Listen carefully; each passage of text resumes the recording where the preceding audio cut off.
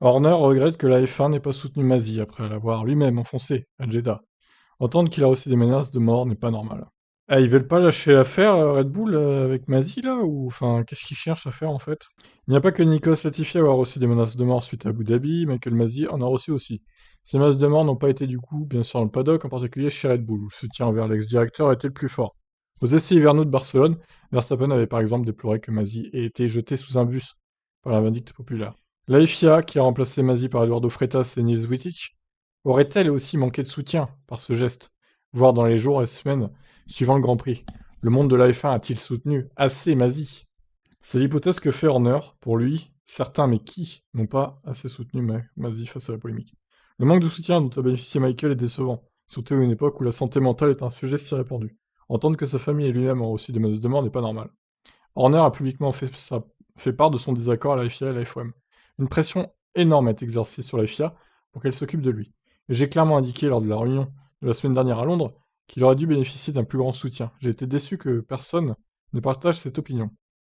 J'ai eu un échange avec Michael pour lui souhaiter bonne chance, mais toute cette expérience a été très très dure pour lui. De tels propos ne peuvent cependant paraître que surprenants, voire opportunistes, de la part de Christian Horner.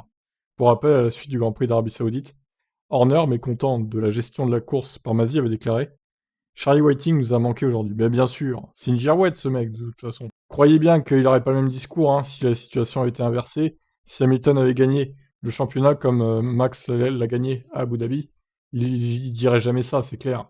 Quel faux cul, franchement, Horner. C'est ce qu'ils disent après d'ailleurs dans l'article. Que dirait Horner aujourd'hui si Hamilton avait finalement remporté le titre? Espérons tous qu'il soutiendra de la même manière Masi. Une fois encore, Horner a souligné que le titre de Verstappen ne devait en rien être entaché par la polémique d'Abu Dhabi, sauf peut-être si on déforme la réalité comme les médias royaumes-unis. Oh là là, mais l'article est fou là, hein. Les médias britanniques en ont fait toute une histoire parce que Lewis est évidemment un pilote britannique, mais je ne pense vraiment pas que le titre ait été terni. Max était le meilleur pilote de l'année dernière. Il n'a pas eu de chance et les choses ne se sont pas toujours passées comme il le voulait. C'est trop facile de s'accrocher à un événement, et on a beaucoup écrit sur la voiture de sécurité à Abu Dhabi. Mais encore une fois, tactiquement, en tant qu'équipe, nous avons fait les bons choix. Mercedes a laissé Hamilton sur un vieux train de pneus de 44 tours et il allait toujours être exposé au restart. Mais Mercedes, encore une fois, on se répète, hein, mais Mercedes était foutu quoi qu'il arrive en fait. S'ils étaient allés au stand, Verstappen serait resté en piste. Et il serait reparti premier, pour un tout. Et vous savez très bien que Max Verstappen aurait donné sa vie pour gagner le titre, quitte à aller au crash avec Hamilton, puisque de toute façon, on rappelle que s'il est de se crasher, Max remportait le titre.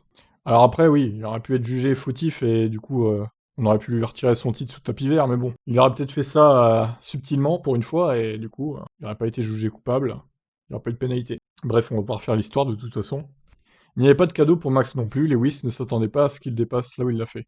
Quand Max a dépassé à l'intérieur de l'épingle, vous pouvez voir qu'il a pris Lewis complètement dépourvu. Lewis a laissé la porte ouverte. Bref, ok pour la déclaration d'Horner. Qu'est-ce que vous en pensez? Je sens que ça va encore faire réagir tout ça, hein, dans les commentaires. Allez, je vous laisse, bye bye.